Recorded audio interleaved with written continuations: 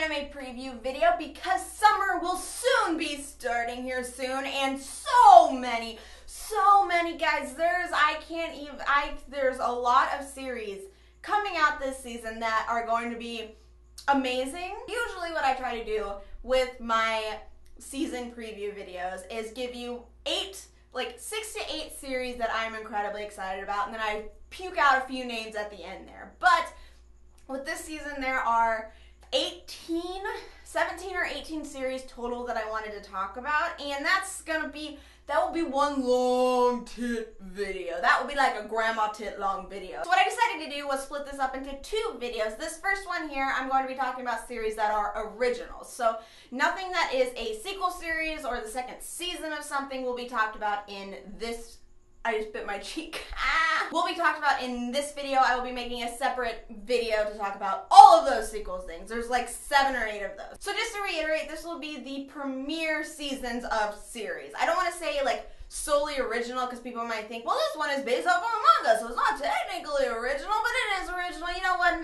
Getting original, let's get started. The first series I'm going to be talking about is definitely 100% the most anticipated anime premiering this season, and that is Sailor Moon Crystal. Now I'm going to go on a limb here and say that every single one of you have probably heard the summary of Sailor Moon before, but I'm going to tell it to you anyway because that's what I do in this video, and you know, YOLO, I can't mess up my flow. Sailor Moon follows the story of Usagi, a clumsy crybaby 14-year-old girl who, after meeting a cat named Luna, is transformed into the guardian of love and justice, Sailor Moon. In order to protect the Moon Princess from the Dark Kingdom and the fearsome Queen Beryl, Sailor Moon must not only find her comrades, but also the mysterious and powerful Phantom Silver Crystal. It's finally here! Ow. After having its release date pushed back numerous times, Toei's new adaptation of Naoko Takiguchi's beloved manga is finally here. Fans are freaking stoked because Toei has stated that it will not be a remake of the original anime, but instead starting from scratch and following the original manga much more religiously. Sailor Moon didn't only define a generation of anime viewers, but it also defined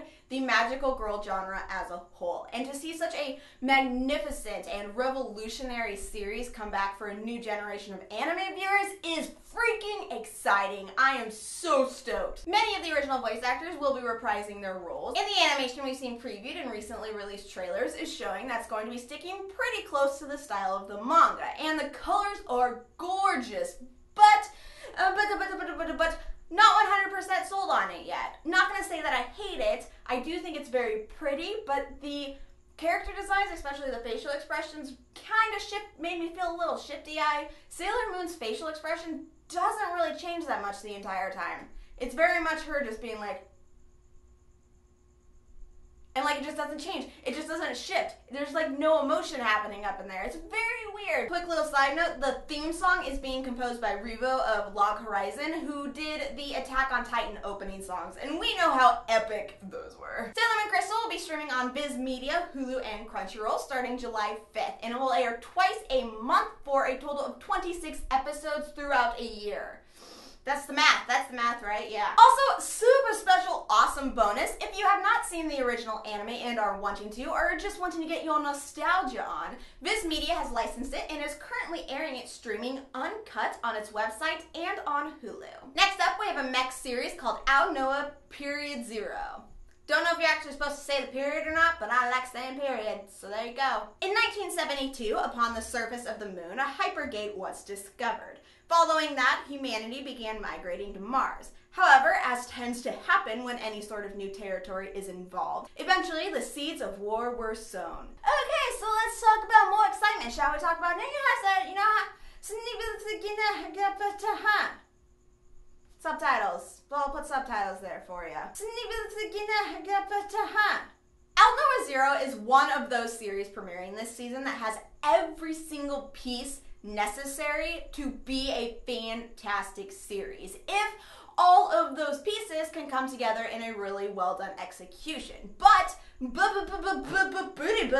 Considering who's working behind the scenes, that should not be difficult at all. Creator Gen Urobuchi is not a stranger to the mech genre. His 2013 Suisei no Gargantia was not his strongest series, though I am gonna admit that I absolutely loved it. But it still showed him more than capable of creating engaging worlds and sci-fi battles while maintaining the same level of psychological intrigue into his characters' psyches that his previous anime had. Aldnoah.Zero is also reuniting him with director Aoki A, both of whom worked on the dope as hell Fate Zero. A1 Pictures is producing, and the music is being handled by the masterful composer Hiroyuki Sawano, who previously worked on Attack on Titan, Kill la Kill, and Guilty Crown, which the music is arguably one of the best parts of that show. So you should definitely be looking forward to his work here. So while the probability of Aldnoah.Zero's story being lackluster is definitely pretty low down there, even if it is, the show is gonna still look gorgeous and be really pretty to listen to. P.S. Kuroko from Kuroko no Basuke's voice actor Kencho Ono is starring in this series, and it makes me so happy to see him getting more work because he is fantastic and adorable and wonderful. Next up on the list,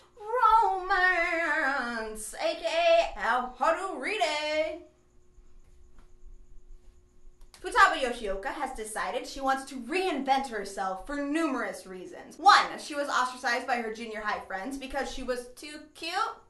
What? And 2, a huge misunderstanding made it impossible for her to tell her crush, Tanaka Ko, how she felt about him. Her resetting of her image involves being as unladylike as possible to stop any potential jealousy her friends could have. And it's while she's living happily in her new way that she meets Ko again. Ko tells her that her feelings for him were mutual, but that's a thing of the past, and they can never go back. With only a handful of shoujo anime premiering this season, fans of the genre are gonna have slim pickings if they're looking for a good high school romance story full of the usual tropes. Luckily, Haru Ride seems to have a fragile Doki Doki's covered, and it looks like it's gonna be doing it with a lot of wit, a lot of charm, and a lot of sweetness. Production IG is producing, and directing this series is Yoshimura Ai, who previously worked on Daily Lives of High School Boys, one of the best comedy anime in the history of anything weird in existence. Also worked on Anohana and my teen romantic comedy Snafu. I think that's how you pronounce that one. I can't remember. It's such a random string of words. But the 2 lead roles being played by Yuki Kaji and Uchida Maya, 2 voice actors who have consistently delivered fantastic and heartfelt performances in the past. I'm extremely confident and optimistic that any heartfelt or emotional scene is going to be handled wonderfully. If you guys need an example about how damn good those 2 can act, then go and check out their work in Noragami, where they play Yukine and Hiyori respectively. They are fantastic, so good. Yukine especially just knocks it out of the park. I personally have not read the manga of this series, but people I follow on Tumblr love it. They are obsessed with it, and they've recommended it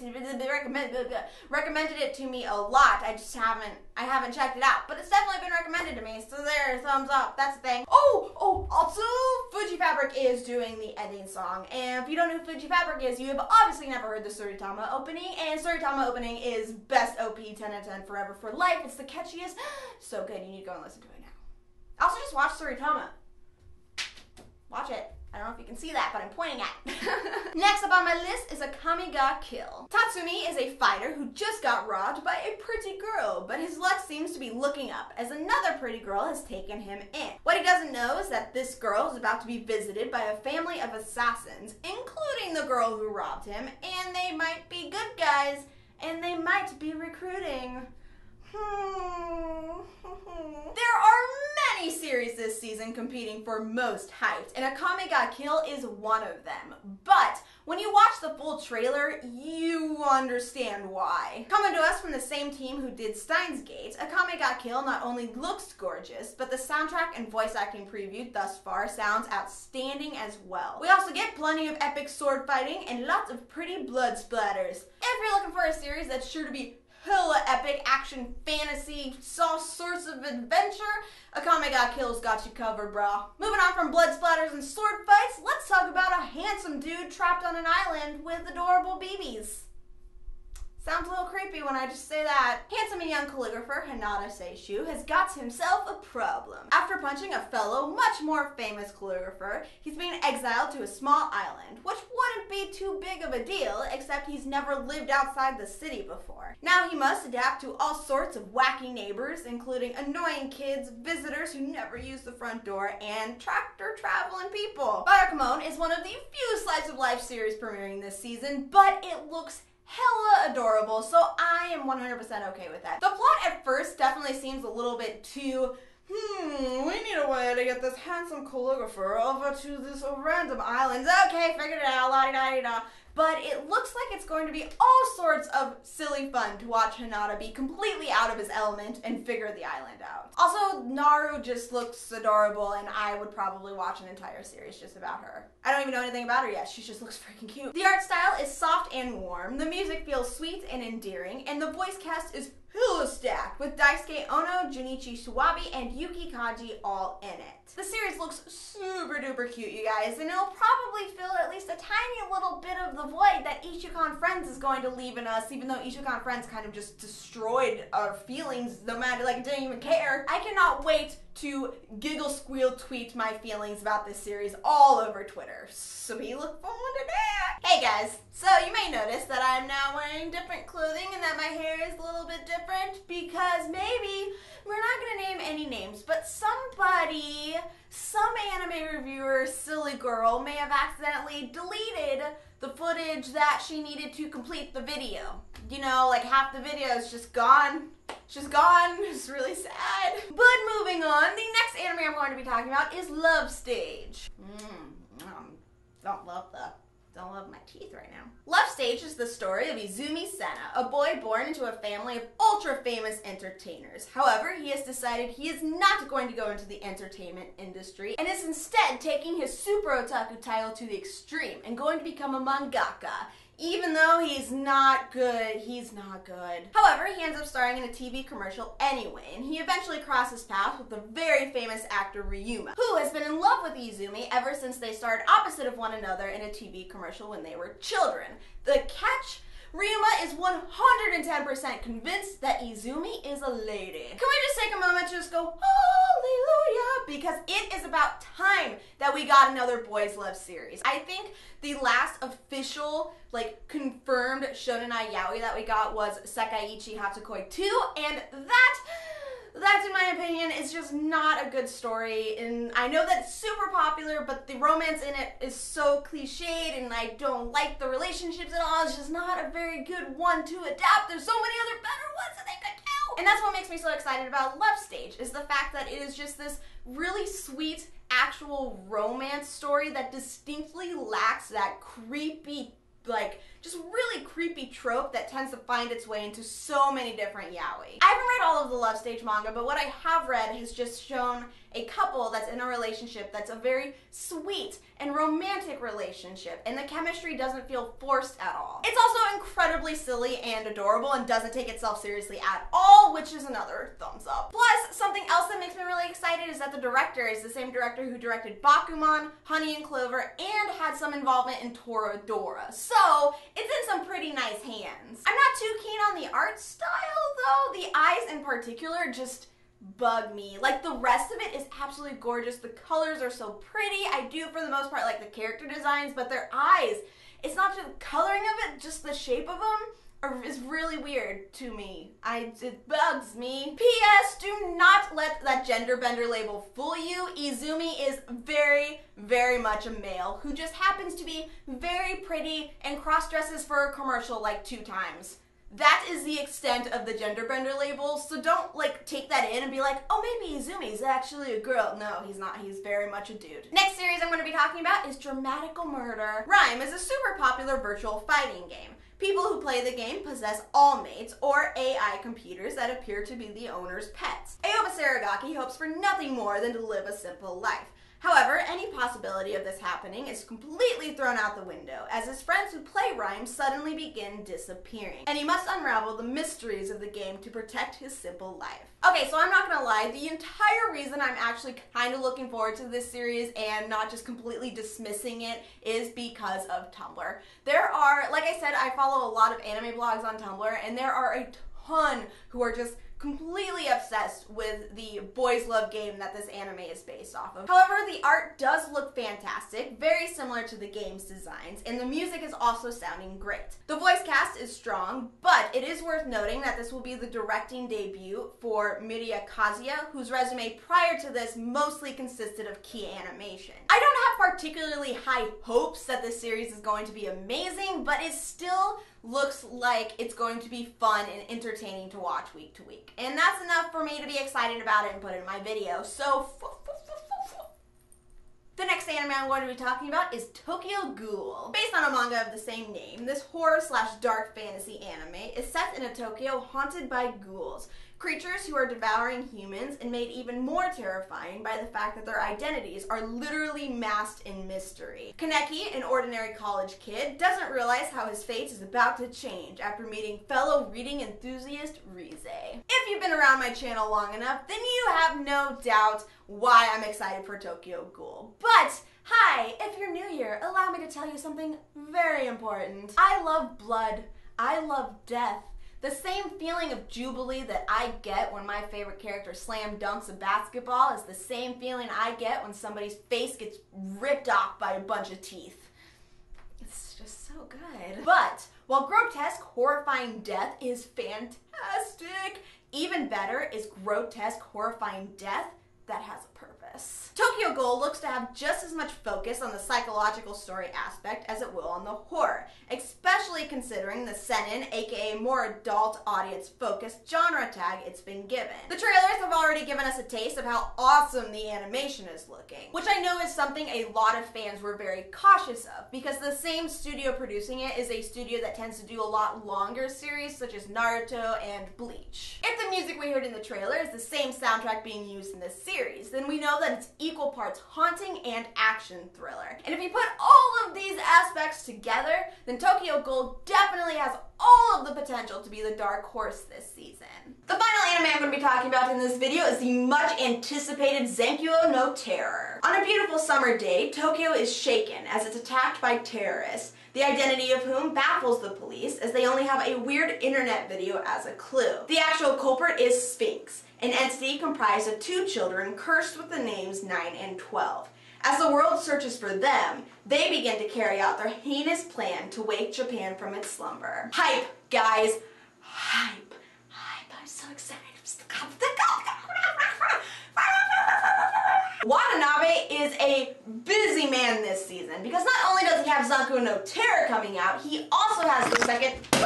My microphone just fell off, whatever, it's fine, now I'm terrified. Anyway, as I was saying, Watanabe is a busy man this season, because in addition to Zankyou no Terror, he also has the second season of Space Dandy coming out. But above and away, Zankyou no Terror is the one causing the most excitement, and for good reason. The production studio MAPPA's animation is looking absolutely breathtaking. Demis and facial movements, holy tits. And Yoko Kanno's soundtrack, which was previewed last week, is gorgeous as always. The story itself gives me all sorts of Aaron bumps all over my body, because it doesn't look like the two main characters are technically the good guys, and I love me a good anti-hero. Watanabe has definitely been working on all sorts of different series lately, and I absolutely love when directors are willing to just step outside one specific genre and just try their hands at all sorts of different things. And I cannot wait to see what he does with a psychological thriller.